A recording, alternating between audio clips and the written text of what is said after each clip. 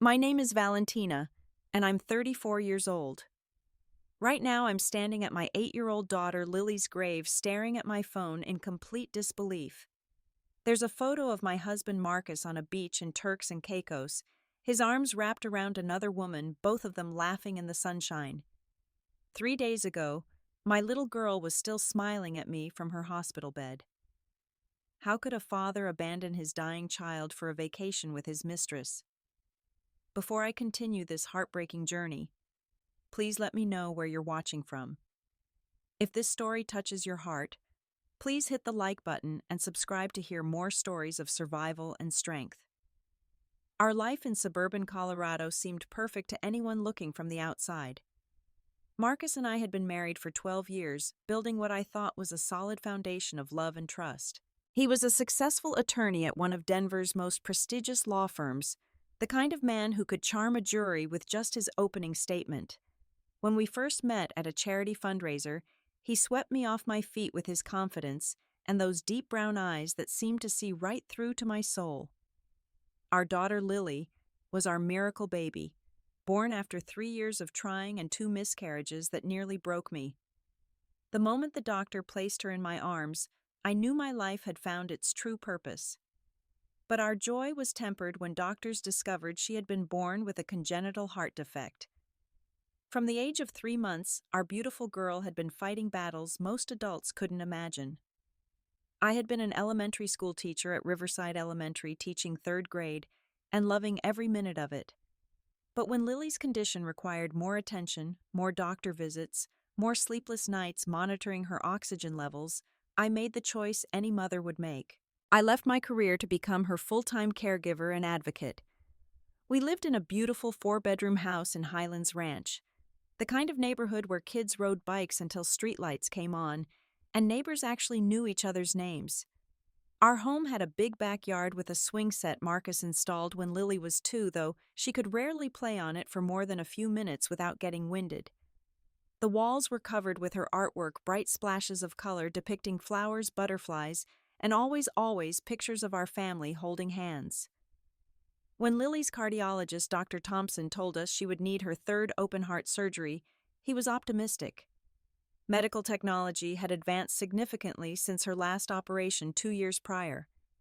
This surgery could give her a much more normal childhood, he said. She might even be able to join the soccer team she'd been dreaming about. I remember how her eyes lit up at that possibility, how she made me promise to buy her pink cleats. That's when I first noticed Marcus pulling away, though I was too consumed with Lily's care to really see it. He started working late more often, taking cases that required weekend preparation.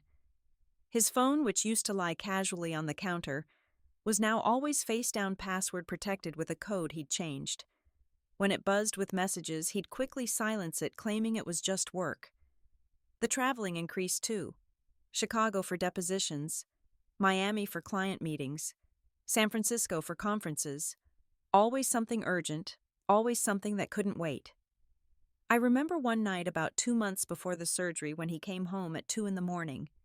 His shirt smelled wrong, not like his cologne, but something floral and unfamiliar. There was a smudge of coral lipstick on his collar, not the nude shade I always wore. When I mentioned it the next morning over breakfast, he laughed it off. A client had gotten emotional after winning her custody case, he said. She'd hugged him in gratitude. The explanation came so smoothly, so naturally that I wanted to believe it. Besides, I had bigger concerns. Lily's preoperative appointments were intensive, and she needed me focused, present, strong. I threw myself into preparing for her surgery with military precision. I researched the best recovery protocols, bought every book about children facing medical procedures, and transformed her hospital room plan into something magical. Her favorite stuffed elephant, Mr. Peanuts, would be there when she woke up. I'd packed new coloring books featuring her beloved Disney princesses. I even downloaded all her favorite songs onto my phone so she could listen to them during recovery. Marcus seemed supportive from a distance, always asking the right questions at dinner, but never coming to the appointments. He'd transfer money for medical expenses without complaint, but his emotional investment felt like it was draining away drop by drop like a slow leak I couldn't quite locate to fix. The week before Lily's surgery was supposed to be about family togetherness, about surrounding our daughter with love and strength. Instead, it became a masterclass in abandonment disguised as necessity. Monday morning, Marcus announced he had a critical case in Chicago that required his immediate attention. A corporate merger worth millions, he said, adjusting his tie in our bedroom mirror without meeting my eyes. Lily had been so excited that morning, counting down the days on the calendar we decorated together with heart stickers. 7 more days until her fix-it surgery, as she called it. She'd already planned her first soccer goal celebration, a little dance she'd seen on TV that made her giggle every time she practiced it in her room, careful not to exert herself too much. When Marcus rolled his suitcase down the stairs, Lily ran to him as fast as her limited energy allowed. She wrapped her thin arms around his waist, her face barely reaching his stomach. The way she looked up at him, those huge blue eyes filled with such pure love and trust, should have melted any father's heart. It should have changed his mind about leaving.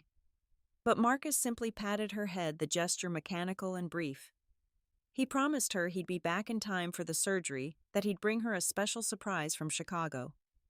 She asked if it could be one of those snow globes from the airport, the ones with the tiny cities inside. He said yes without really listening, already checking his phone for flight updates.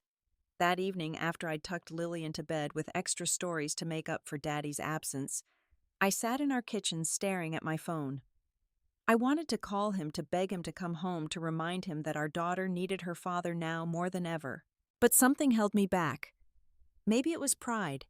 Maybe it was exhaustion, or maybe it was the growing realization that I'd been alone in this fight for longer than I wanted to admit. Tuesday brought another wave of preparation. I met with Dr. Thompson to go over the surgical plan one more time. He showed me diagrams of Lily's heart pointing to the areas they would repair. The surgery would take approximately 6 hours, he explained. 6 hours of cutting into my baby's chest, stopping her heart, and praying the machines could do what her body couldn't. 6 hours that would feel like 6 years. Wednesday was pre-admission testing. Lily was a trooper through the blood draws, the EKG, the chest x-rays. The nurses all knew her by name, commenting on how much she'd grown since her last surgery. She charmed them with her stories about starting 2nd grade, about her best friend Sophie, who saved her a seat every day at lunch, about the butterfly garden her class was planning for spring. I called Marcus that night. He answered on the 5th ring, background noise suggesting he was at a restaurant. He said the case was going well, that he'd definitely make his Friday flight back. When I put Lily on the phone, she told him about the nice nurse who let her listen to her own heartbeat, about the special purple hospital gown they'd saved just for her. His responses were distracted, automatic. "That's great, sweetheart. Daddy has to go now. Be good for Mommy." Thursday night was the hardest. Lily couldn't eat after midnight, and she was anxious, picking up on my barely controlled terror despite my best efforts to stay calm. She asked if dying hurt. The question hit me like a physical blow, knocking the breath from my lungs. I told her nobody was going to die, that Dr. Thompson was the best doctor in the whole world, that soon she'd be running faster than all the other kids. She climbed into my bed that night, something we'd been trying to discourage as she got older. But I pulled her close, feeling her heartbeat against my chest, that imperfect rhythm that had defined our lives for 8 years. She asked why Daddy wasn't there. Not accusingly, just curious, as if she was trying to understand the world's rules. I told her Daddy had important work, that he was helping people, that he loved her very much, and would be there when she woke up from surgery. The lies tasted bitter on my tongue, but what else could I tell her? That I'd called him 15 times that day without an answer. That his assistant said he'd left the office early. That the hotel in Chicago had no record of him checking in, as she fell asleep in my arms. Her breathing shallow but steady, I whispered promises into her hair. I promised her we'd go to Disney World when she recovered. I promised her she could get her ears pierced like she'd been begging. I promised her a purple bike with streamers on the handlebars. I promised her everything except the one thing I couldn't guarantee, the one thing she needed most. Friday morning arrived with gray skies and a cold drizzle that matched my mood. Lily woke up brave, wearing her lucky pajamas with the unicorns on them. She packed Mr. Peanuts carefully in her special bag, along with the get well cards her classmates had made. Sophie had drawn a picture of them playing soccer together, both wearing number 10 jerseys. At the hospital, the surgical team was ready. The anesthesiologist, Dr. Chen, had treated Lily before and knew exactly how to keep her calm. He let her pick the flavor for the mask, the sleepy air as Lily called it. She chose bubble gum, just like last time. As they wheeled her away, she was clutching Mr. Peanuts and singing "You Are My Sunshine," the song I'd sung to her every night since she was born. The waiting room became my prison for the next 6 hours. Other families came and went, some celebrating successful procedures, others comforting each other through difficult news. I sat alone in the corner, refreshing my phone, constantly willing Marcus to call, to text, to show any sign that he remembered his daughter was fighting for her life. 6 hours turned into 7, then 8. When Dr. Thompson finally emerged, still in his surgical scrubs, his face told me everything before he spoke a word. There had been complications. Unexpected bleeding. Her heart was weaker than they'd anticipated. They'd managed to complete the repair, but she was critical. The next 24 hours would be crucial. The ICU was a symphony of machines, each beep an alarm, a reminder of how fragile life could be. Lily looked so small in that bed, dwarfed by the ventilator, the monitors, the forest of IV poles. Her chest rose and fell mechanically, the machine breathing for her because her body was too exhausted from the trauma. I held her hand, careful not to disturb the oxygen sensor clipped to her finger, and began our vigil. For 36 hours, I didn't leave her side. The nurses brought me coffee I didn't drink and sandwiches I didn't eat. I talked to her constantly, telling her stories about all the adventures we'd have, about the puppy we'd get when she came home, about the princess birthday party we'd throw when she turned 9. Sometimes her eyelids would flutter, and I'd think she was waking up, but it was just reflexes, the nurses explained gently. It was during hour 37 that Marcus finally responded to my desperate messages. I'd sent him photos of Lily, updates from the doctors, pleas for him to call me back. When my phone finally rang with his ringtone, I nearly sobbed with relief. But his voice was casual, distracted. He was in a meeting, he said. What was wrong? The question was so absurd, I couldn't speak for a moment. When I finally found my voice, it came out broken and raw from crying. I told him she was dying, that our baby was dying, that the doctors were talking about organ failure, about decisions no parent should have to make. The silence on the other end stretched so long, I thought we'd been disconnected. Then he said he'd try to catch a flight tomorrow. Try. As if his daughter's life was an inconvenience to his schedule. At 3 a.m, Lily opened her eyes. For a brief, beautiful moment, I thought we'd turned a corner. She looked right at me, recognition flickering in those blue depths. Her lips moved around the breathing tube, and I leaned close to understand. She was trying to speak, fighting against the machinery to tell me something. When the nurse helped adjust the tube, Lily managed to whisper 4 words that shattered my already broken heart. Mommy, it hurts bad. I climbed into the bed with her, careful of all the wires and tubes, and held her as close as I dared. I sang "You Are My Sunshine" through my tears, my voice cracking on every note. She seemed to relax a little, her hand weakly squeezing mine. I told her Daddy loved her, another lie to add to my collection. Told her she was the bravest girl in the whole world. Told her it was okay to rest if she was tired. At 4:17 a.m., surrounded by the harsh fluorescent lights and the crushing weight of medical machinery that couldn't save her, my daughter died in my arms. The monitors screamed their alarms, nurses rushed in, but I knew. I felt the moment her spirit left, felt the stillness that replaced her struggle. They tried to revive her, performed CPR on her tiny body, but I begged them to stop. She'd fought enough. She'd been brave enough. They had to physically pull me away from her body. I fought them, screaming that she needed her mommy, that she was scared of being alone. But eventually exhaustion won, and I collapsed in the hallway, my throat raw from screaming, my heart so broken, I was sure I'd die too. When I finally called Marcus to tell him she was gone, his response was 2 words that defined our entire relationship. I'm sorry.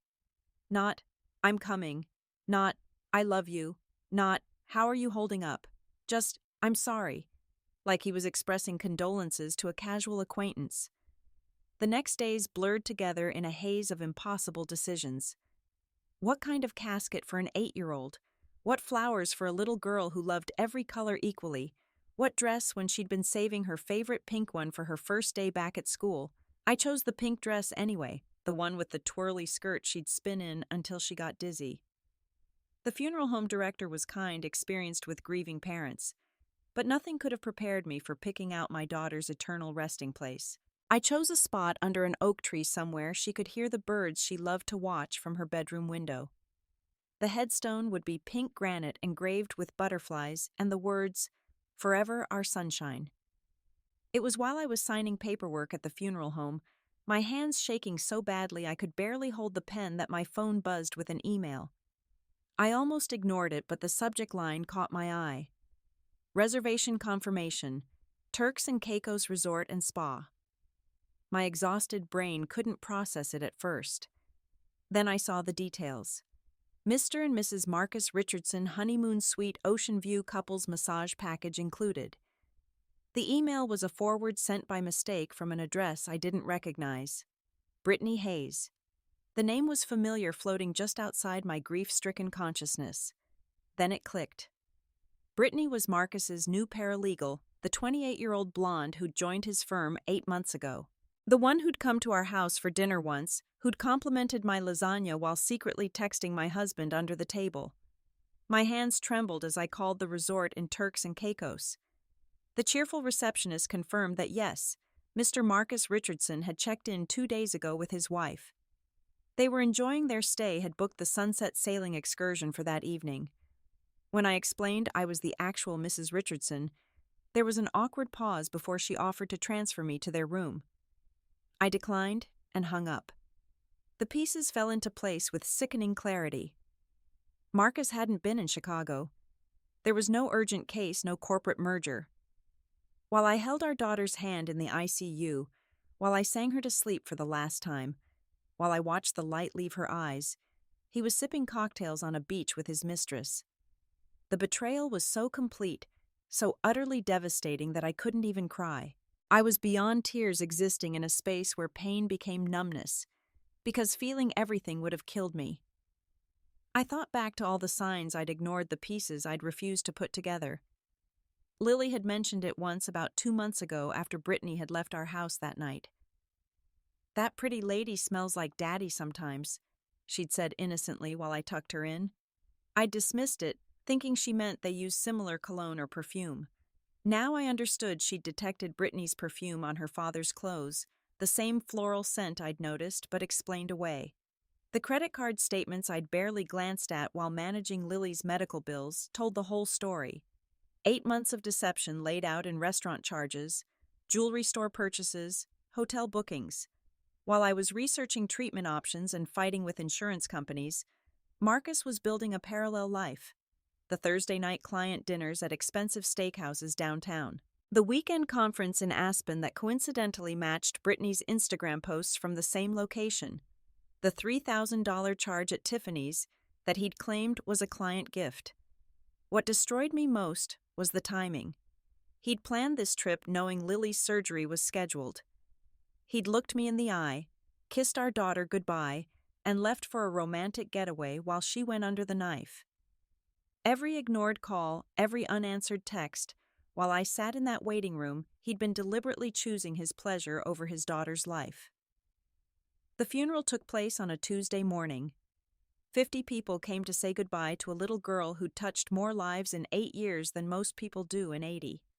Marcus was not among them.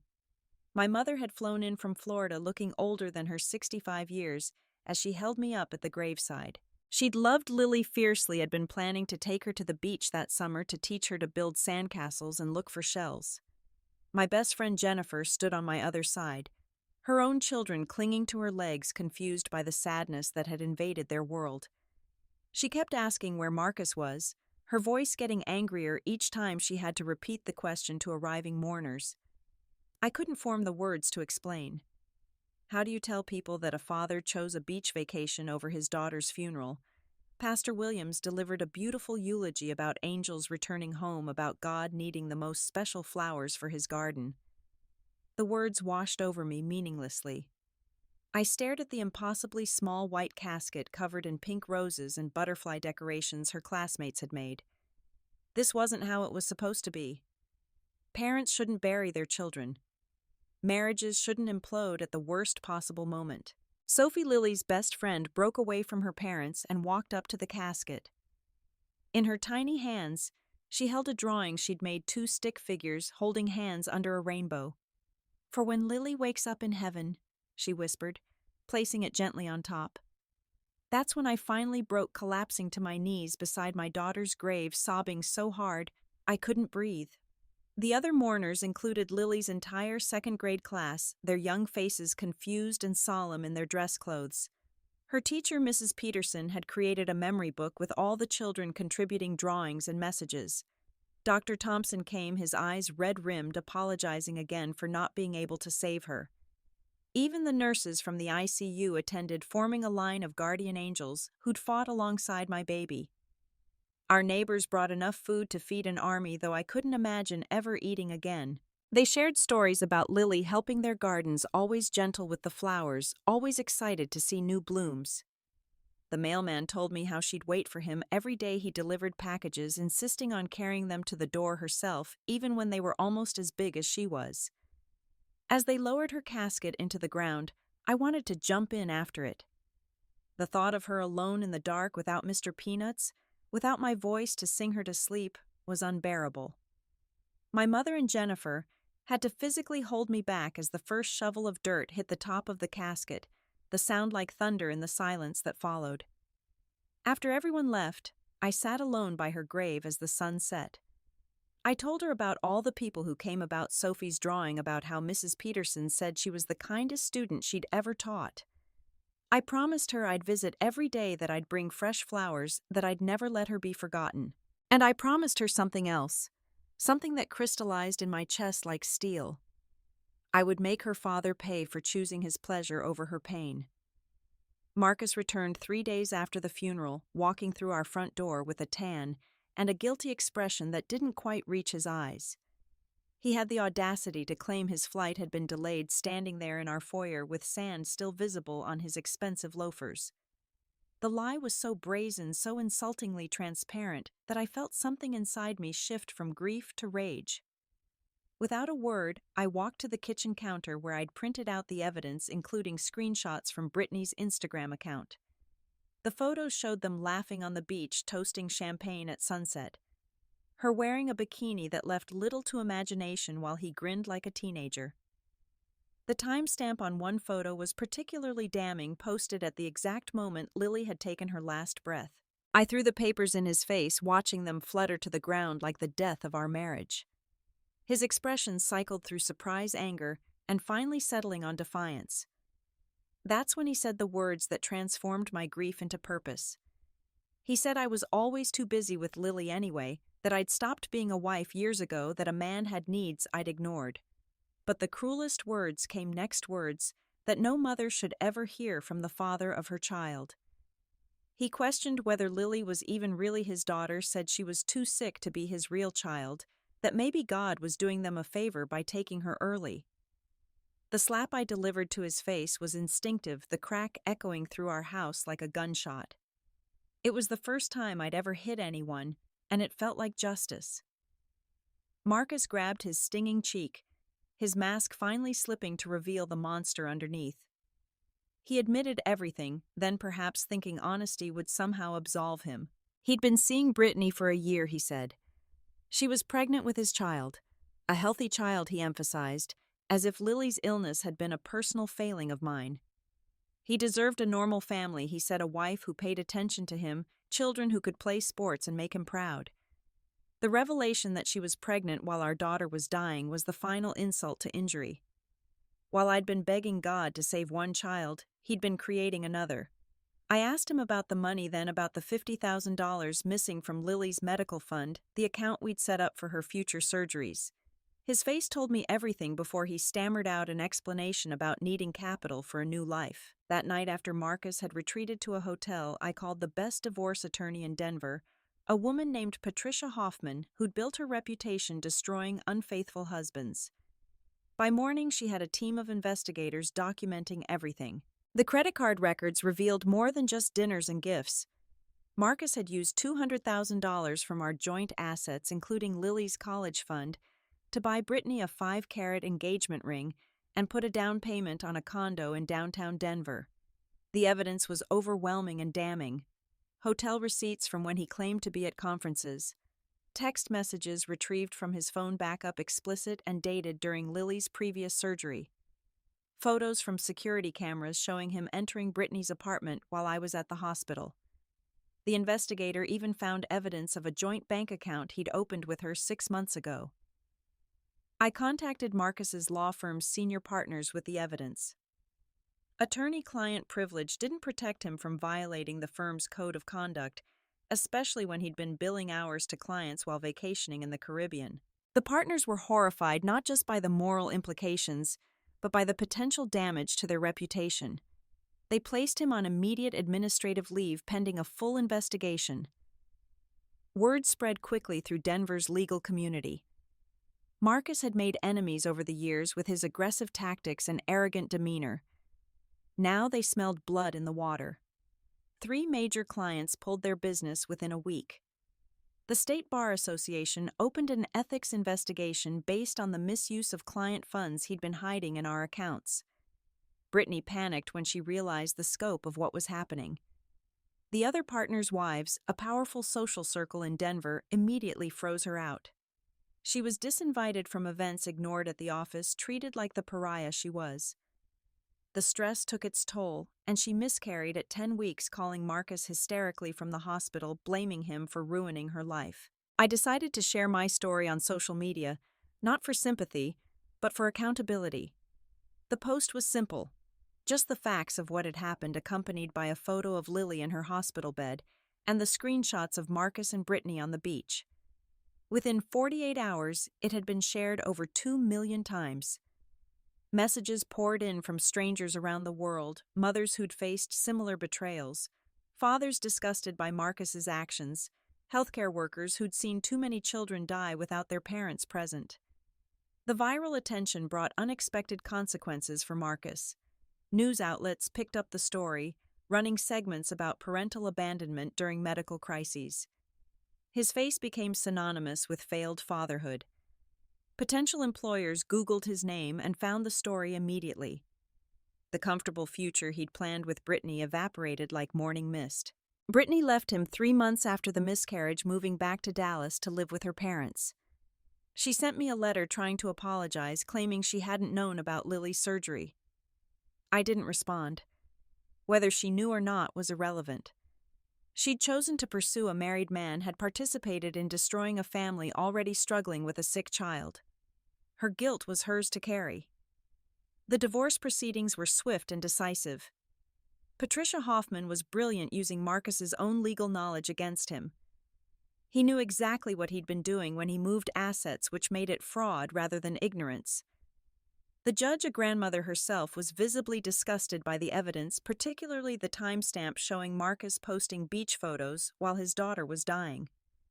I was awarded the house 70% of our remaining assets and substantial alimony that would continue until I remarried. Marcus was also ordered to pay back the money he'd taken from Lily's medical fund with interest. The financial destruction was complete, but it felt hollow. No amount of money could bring back my daughter or undo the betrayal of her final days. Marcus lost his job officially 6 weeks after the divorce was finalized. No firm in Denver would touch him. He moved to a small apartment on the outskirts of town, his Mercedes replaced with a used Honda, his designer suits hanging unworn as he took contract work, reviewing documents from home. The golden boy who'd had everything was left with nothing but the consequences of his choices.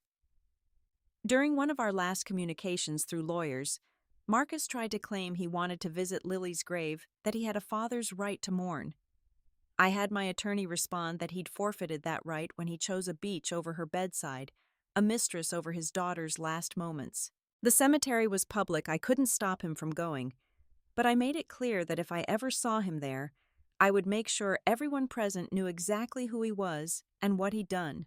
Friends who still had connections to Marcus told me he'd started drinking heavily, that he looked haggard, and aged 10 years in 6 months. Part of me felt vindication, but mostly I felt empty.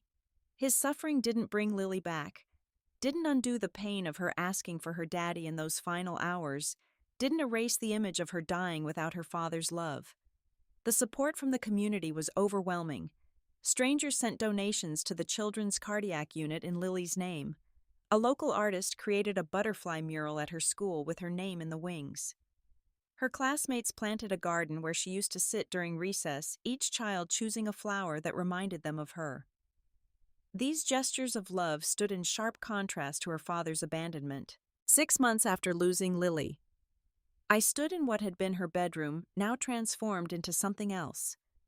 The princess posters were gone, the toys donated to the hospital, her clothes given to families who needed them. But I'd kept Mr. Peanuts, who now sat on a shelf next to her photo, standing guard over her memory. The room had become my office, where I worked on establishing a foundation in her name to help families afford cardiac care for their children. The Lily's Light Foundation officially launched 8 months after her death. Using part of the divorce settlement, I funded cardiac surgeries for 3 children whose families couldn't afford the full cost.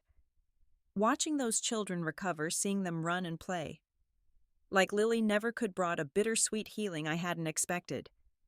Their parents' gratitude, their understanding of what I'd lost, created a community of shared experience that helped fill the gaping hole in my life. I returned to teaching, finding solace in the innocent energy of 3rd graders who didn't know my story. They just knew Mrs. Richardson read the best stories and let them have extra recess on sunny days. Being around children Lily's age was painful at first, but gradually it became a comfort, a daily reminder that life continues, that joy persists even after devastating loss. I moved to a smaller house near the school, leaving behind the home where Marcus and I had built our failed family. The new place had a small yard where I planted a rose garden, all pink varieties like Lily loved. Each bloom felt like a message from her, a reminder that beauty could grow from pain. The neighbors were kind, respectful of my privacy, while still including me in block parties and holiday gatherings. A year after the funeral, I joined a support group for parents who'd lost children. The first meeting was terrifying, walking into a room full of people who understood the specific gravity of child loss. But in that circle, I found something unexpected: genuine understanding without judgment, shared pain without comparison, and eventually the ability to smile again when sharing Lily's stories. That's where I met David, a widower who'd lost his 10-year-old son to leukemia 2 years prior. His wife had died in a car accident 6 months after their son, leaving him drowning in a double grief I couldn't imagine. We didn't become friends immediately, both too raw and protective of our pain. But slowly, over months of meetings, we began talking after sessions, sharing coffee and memories of our children. David understood the complicated feelings around Marcus without my having to explain. His own family had failed him during his son's illness, his brother choosing a golf tournament over the funeral. He understood the rage that accompanied grief, the way betrayal compounds loss until you can't separate one pain from the other. Our friendship wasn't romantic. Just 2 souls who'd been shattered, finding comfort in shared understanding. The holidays were the hardest. Lily had loved Christmas with an intensity that lit up our entire house. The first Christmas without her, I couldn't bear to celebrate. But the second year, David convinced me to volunteer at the Children's Hospital, distributing gifts to kids spending the holidays in cardiac units. Seeing their faces light up, remembering how grateful Lily was for every small gesture during her hospital stays, helped me reclaim some of the season's joy. Marcus sent a Christmas card that second year, a generic store-bought thing with a printed signature. Inside, he'd written 3 words in pen: "I'm sorry always." I stared at it for a long time before feeding it to the fireplace. His sorry meant nothing now, wouldn't undo his choices, wouldn't give Lily the father she deserved. I heard from mutual acquaintances that he'd developed a drinking problem, that he'd lost another job, that Brittany had married someone else, and had a healthy baby boy. I felt no satisfaction in his downfall, just a hollow acknowledgement that consequences exist. He'd gambled everything on a fantasy life with a younger woman and lost not just the bet, but his soul in the process. Meanwhile, I was slowly, painfully rebuilding a life that honored my daughter's memory while allowing for my own future. 3 years after losing Lily, I published a book about our journey with all proceeds going to the foundation. Sunshine Through Storms became a bestseller not because of the scandal of Marcus's betrayal, but because of Lily's courage, her joy despite pain, her ability to find magic in hospital rooms and hope in suffering. Parents facing their own children's medical crises wrote to say the book helped them advocate for their kids, helped them find strength they didn't know existed. At the book launch held at the hospital, where Lily had spent so much time, Dr. Thompson spoke about her impact on the medical staff. He revealed something I'd never known, that Lily had insisted on drawing pictures for other sick children during her stays, that even when she could barely hold a crayon, she wanted to create something beautiful for kids sicker than herself. The pediatric ward had framed several of her drawings, hanging them where young patients could see them, little beacons of hope from a girl who understood their fight. Standing at Lily's grave on the 4th anniversary of her death, I wasn't alone. David stood beside me, a quiet presence who'd become my closest friend. My mother was there, aged by grief, but sustained by love. Jennifer and her family, Sophie holding a bouquet of pink roses, Mrs. Peterson, and dozens of people whose lives had been touched by either Lily or the foundation created in her memory. I placed Mr. Peanuts on the headstone, weather-worn but still standing guard. The anger that had sustained me through the divorce and its aftermath had faded, replaced by something more complex. I felt sorry for Marcus, not forgiveness, never that, but pity for a man who'd had everything that mattered and threw it away for an illusion.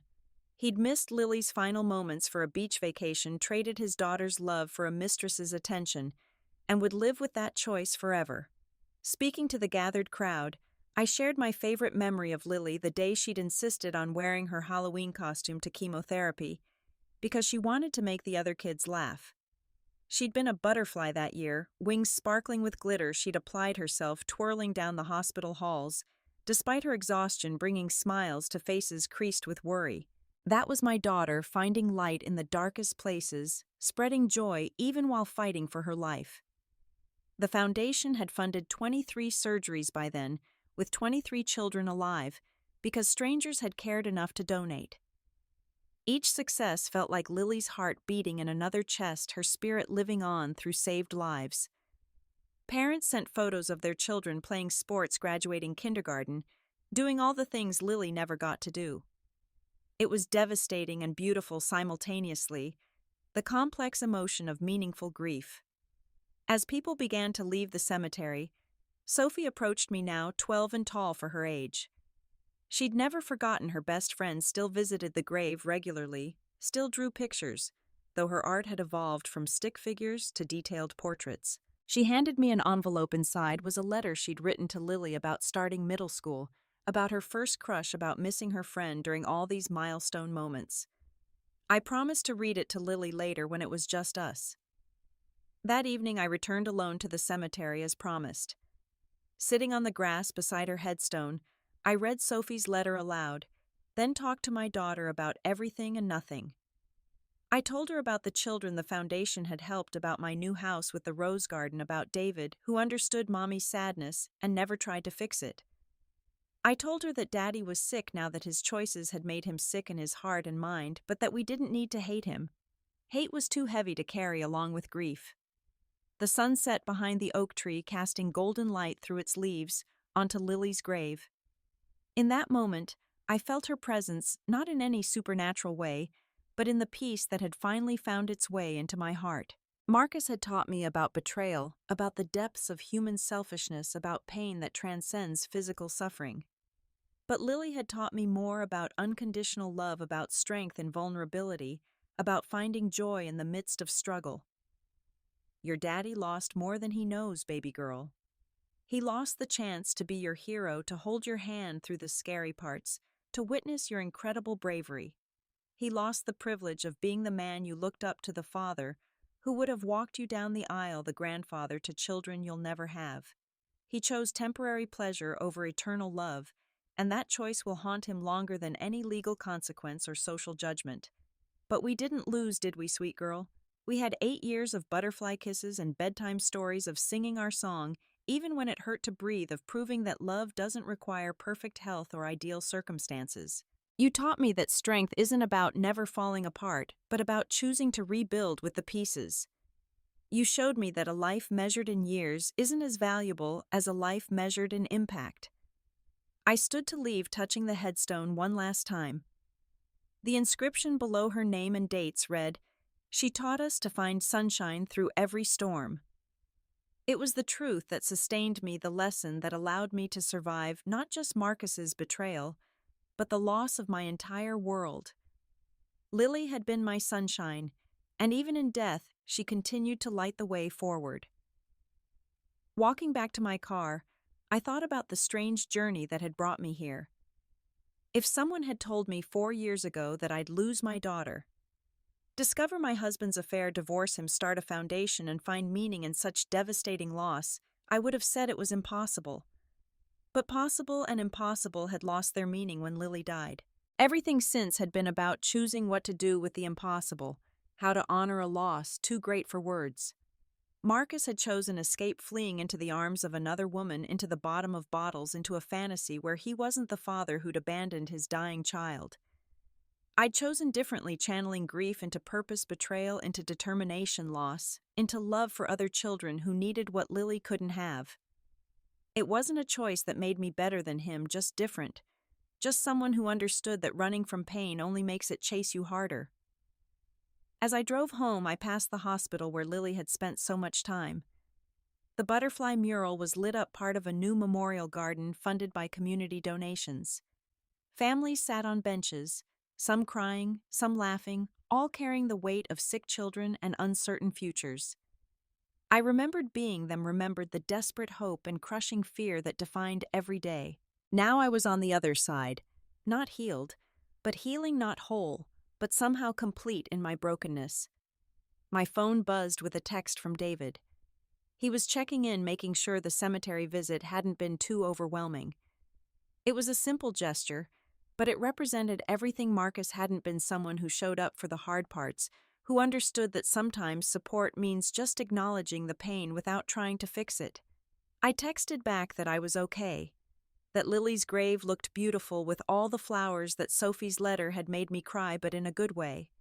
At home, I found a package on my doorstep from one of the families the foundation had helped. Inside was a photo of their daughter, now 6, playing soccer in a pink jersey with number 8, Lily's favorite number. The note explained that she'd scored her first goal that day and wanted Lily's mom to know that none of it would have been possible without the foundation's help. They'd named their daughter's team the Butterflies in Lily's honor. I placed the photo on the shelf next to Mr. Peanuts and Lily's picture, another piece of the living memorial that had grown over the years. Each saved child, each family helped, each life touched by Lily's story added another layer to her legacy. Marcus had tried to erase her with his absence, had suggested she was too sick to matter. But he'd failed to understand that love multiplies rather than divides, that a child's impact isn't measured in years lived, but in hearts touched. That night I dreamed of Lily for the first time in months. She was running, really running, not the careful, measured movements her heart had allowed, but full speed, arms spread wide, laughing into the wind, running. She turned to look at me, her face bright with joy, and called out, "Watch me, Mommy, watch me fly." And she did, transforming into a butterfly with wings that sparkled like her Halloween costume, soaring higher and higher until she disappeared into sunlight.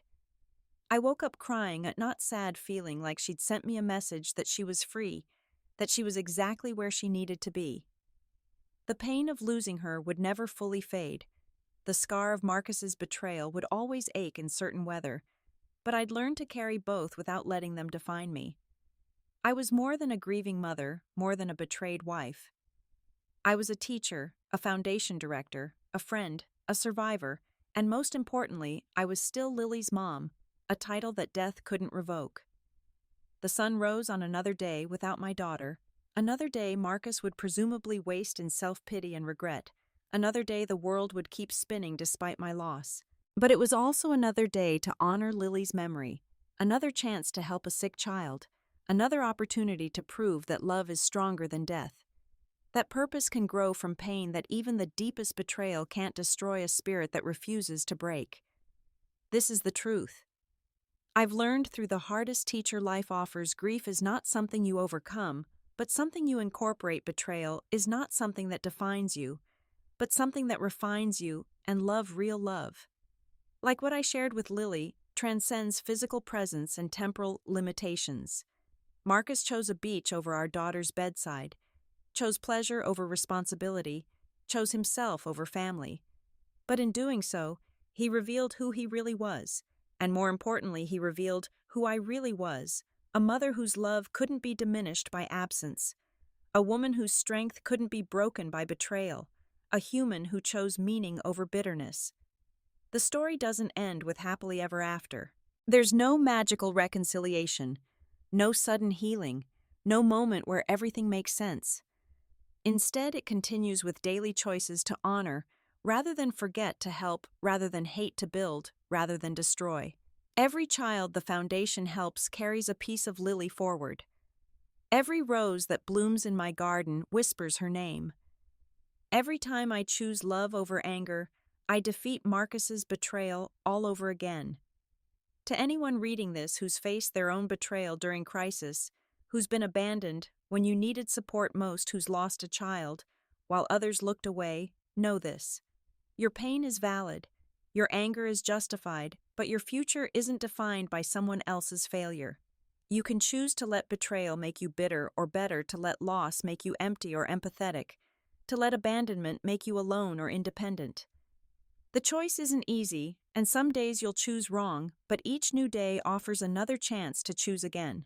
Lily taught me that life isn't measured in length but in depth, that love isn't proven in easy times, but in showing up for the hard ones, that strength isn't about never breaking, but about how you piece yourself back together.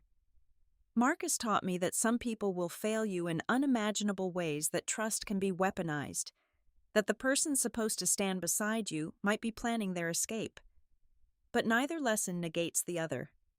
Both truths exist simultaneously, creating the complex tapestry of human experience. As I write this, it's been 4 years since I buried my daughter alone while her father vacationed with his mistress. 4 years since my world imploded and rebuilt itself into something unrecognizable but somehow stronger. The woman who stood at that grave, shocked and shattered, wouldn't recognize who I've become. But Lily would. She'd see her mommy choosing love over hate, helping over hurting, purpose over pity. She'd be proud that her death created life for others, that her story inspired donations and support, that her memory brings comfort to parents facing similar journeys.